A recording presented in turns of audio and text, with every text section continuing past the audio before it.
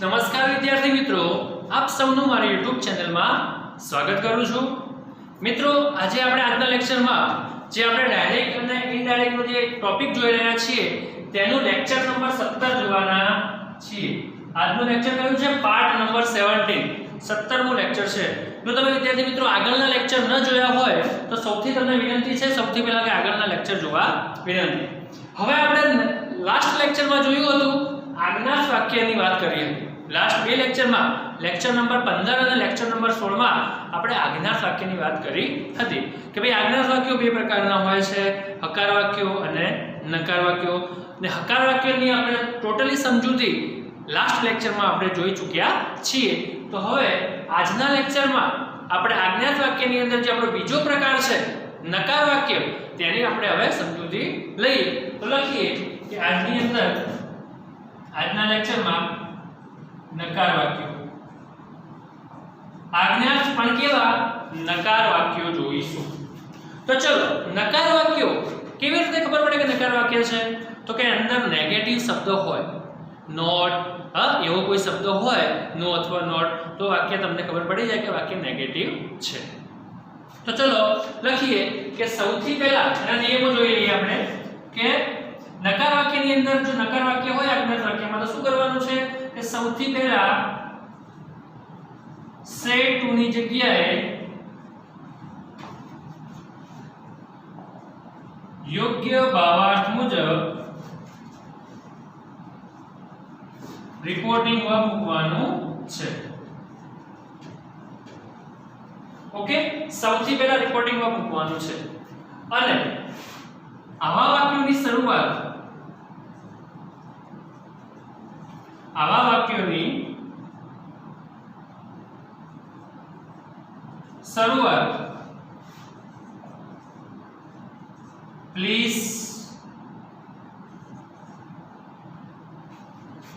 please do not, please don't,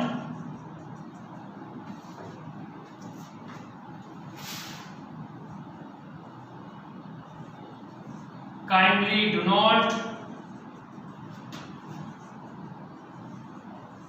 kindly don't,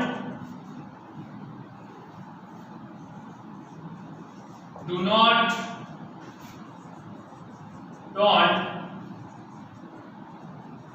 વગેરેથી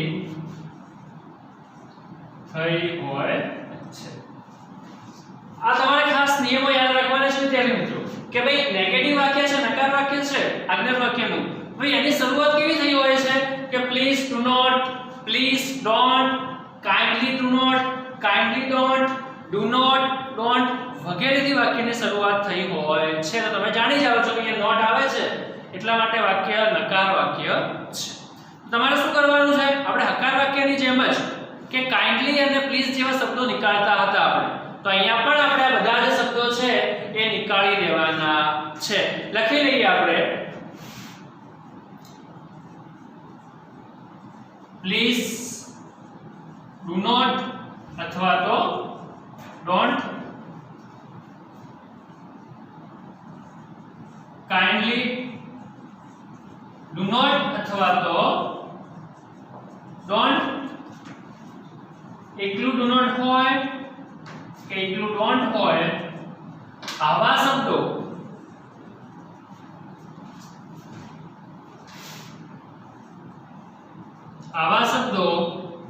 indirect speech કરતી વખતે ઇનડાયરેક્ટ સ્પીચમાં નીકાળી નાખવા। ખાસ નિયમ છે, આવા શબ્દો તમારે ઇનડાયરેક્ટ સ્પીચની અંદર ઇનડાયરેક્ટમાં ફેરવો છો ત્યારે તમે આવા શબ્દો તમારે નીકાળી નાખવાના છે। ચલો હવે આગળ જોઈએ। હવે કે સંયોજક શું આવશે? સંયોજક તરીકે શું આવશે? Not to. પહેલામાં શું હતું? એકલું ટુ હતું, અહીંયા તમારે નોટ ટુ મૂકવાનું છે કે સંયોજક તરીકે નોટ ટુ આવશે। કાળમાં ફેરફાર કરવાનો નથી, કાળમાં ફેરફાર કરવો નહીં। બાકી બધા ફેરફાર કરો. ઓકે વિદ્યાર્થી મિત્રો, કે કાળની અંદર કોઈ પણ પ્રકારનો તમારે ફેરફાર કરવાનો નથી, બાકી બધા જ ફેરફાર કરવાના છે. તો ચલો, આ છે આપણે નકાર વાક્યોના બધા જ નિયમો. ડાયરેક્ટ માંથી ઇનડાયરેક્ટ માં ફેરવવાના નકાર વાક્યના બધા જ નિયમો છે, તમારે પરફેક્ટલી યાદ રાખવાના છે. તો કે ચલો આપણે સૌથી પહેલા સેટ ટુ ની જગ્યાએ ભાવાર્થ મુજબ રિપોર્ટિંગમાં મૂકવાનું છે.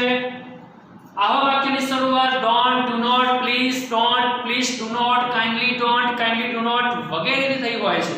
તો આવા જે શબ્દો છે ઇનડાયરેક્ટ માં ફેરવતી વખતે નીકાળી નાખવાના છે. ખાસ નિયમ છે, યાદ રાખવાનો છે.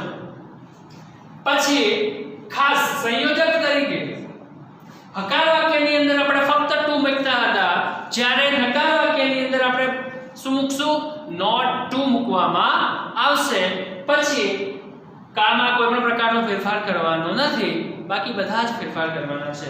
તો કે વિદ્યાર્થી મિત્રો, આ બધા જ નિયમો છે તમારી નોટબુકની અંદર સૌથી પહેલા લખી લો, પછી આપણે આગળ જઈએ.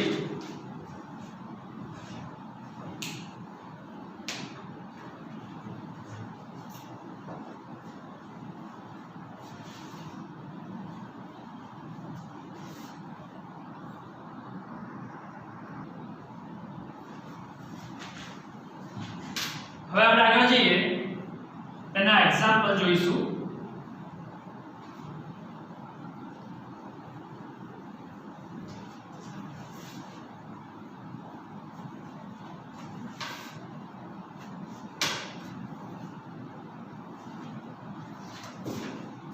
પહેલું એક્ઝામ્પલ છે, the teacher said to the student don't waste your time. તમારા માટે ખાસ the teacher said to the students don't waste your time.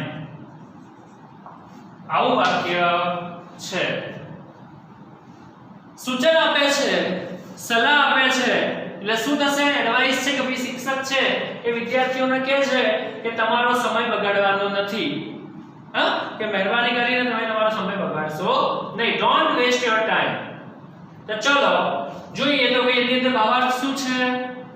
આ એડવાઇસ સલાહ આપે છે એટલે ચલો સેટ ટુ ની અંદર એડવાઇસ આવી જશે. સંયોજક તરીકે શું આવશે? નોટ ટુ આવશે. અને બીજું મેં તમને કીધું હતું ડોન્ટ, ડુ નોટ જેવા શબ્દો નીકળી જશે. અને બીજું વાક્ય આપણે સર્વનામમાં ફેરફાર કરીશું, બીજા કોઈ ફેરફાર કરવાના નથી. તો ચલો જવાબ લખીએ. The teacher advice the students. સંયોજક તરીકે શું લાગશે? Not two. કેમ? નેગેટિવ વાક્ય છે એટલા માટે. અને ડોન્ટ છે એ નીકળી જશે. Don't, do not, please don't, please do not આવા શબ્દો આપણે નીકાળી નાખવાના છે. અને સંયોજક તરીકે નોટ ટુ મૂકવાનું છે, નકાર વાક્ય છે એટલા માટે. Clear? Not to. Your time છે, યોર વિદ્યાર્થીઓ છે, બહુવચન છે તો ધેર ટાઈમ થઈ જશે. Their time. આવી રીતે આપણો જવાબ મળશે કે the teacher advise the students not to waste their time. Clear? બીજું વાક્ય જોઈએ આપણે. The manager said to Ramu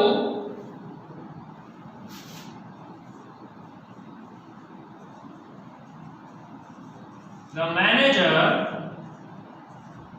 said to Ramu,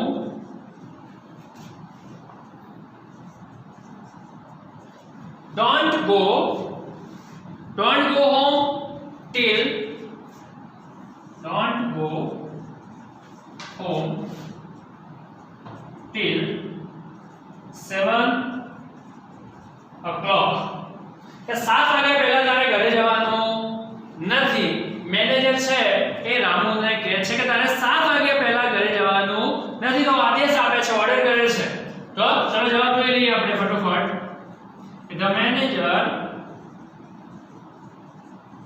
ordered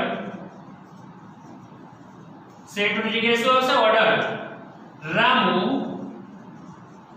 negative વાક્ય છે એટલે સંયુક્ત તરીકે શું આવશે not to don't છે એ નીકળી જશે આટલું તો તમારે ખાસ આવડવું જોઈએ કે the manager ordered Ramu not to go home till 7 o'clock કોઈ પણ પ્રકારનો સંયોજક છે નહીં એટલે આપણે કોઈ પણ પ્રકારનું સર્વનામ છે નહીં એટલે આપણે ફેરફાર કરવાનો નથી બીજો તો સમય સૂચક શબ્દ પણ નથી એટલે પણ ફેરફાર કરવાનો નથી તો સિમ્પલ છે કે the manager ordered Ramu not to go home till 7 o'clock કે તારે 7 વાગ્યા પહેલા ઘરે જવાનું નથી તો કે વિદ્યાર્થી મિત્રો આગળ જોઈએ બીજો example Kamlesh said to Kiran please do not give him milk today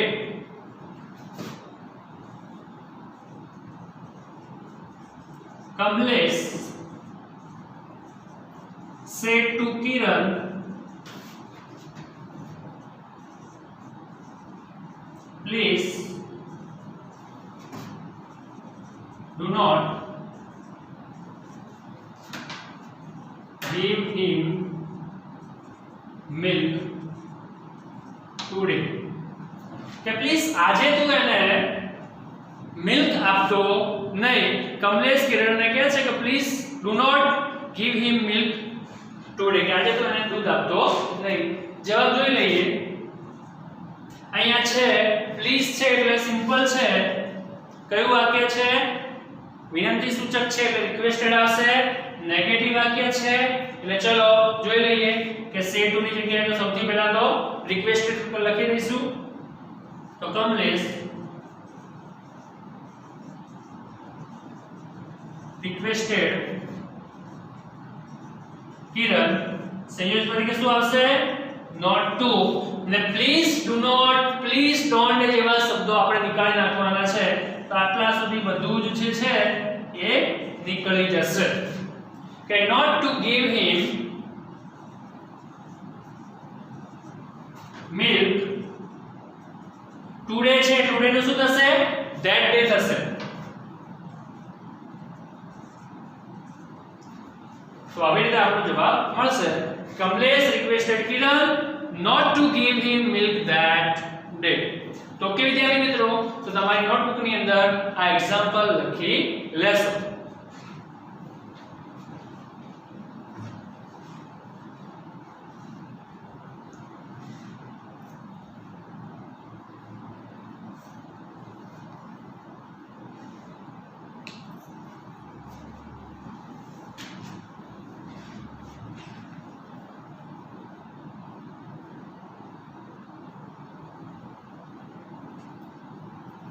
चलो આગળ જોઈએ હવે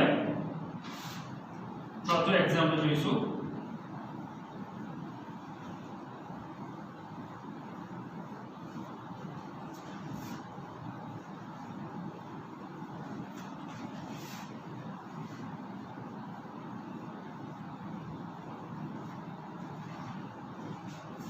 આગળ ચોથું એક્ઝામ્પલ છે my friend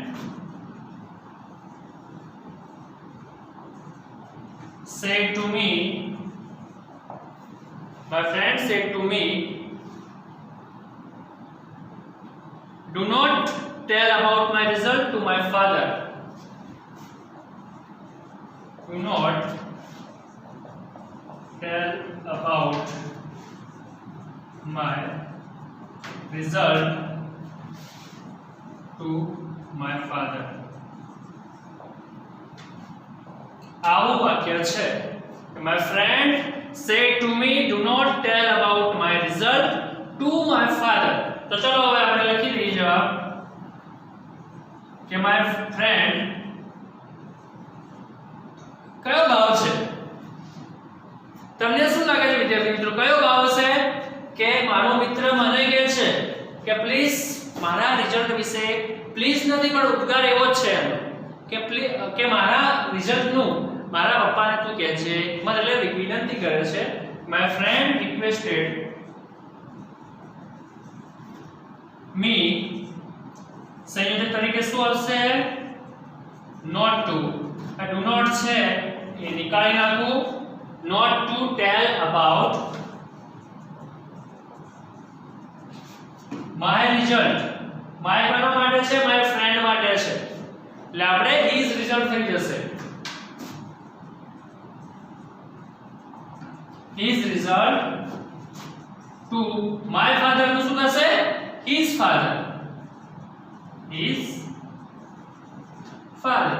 આવી રીતે આપણો જવાબ આવશે કે my friend requested me not to tell about his result to his father.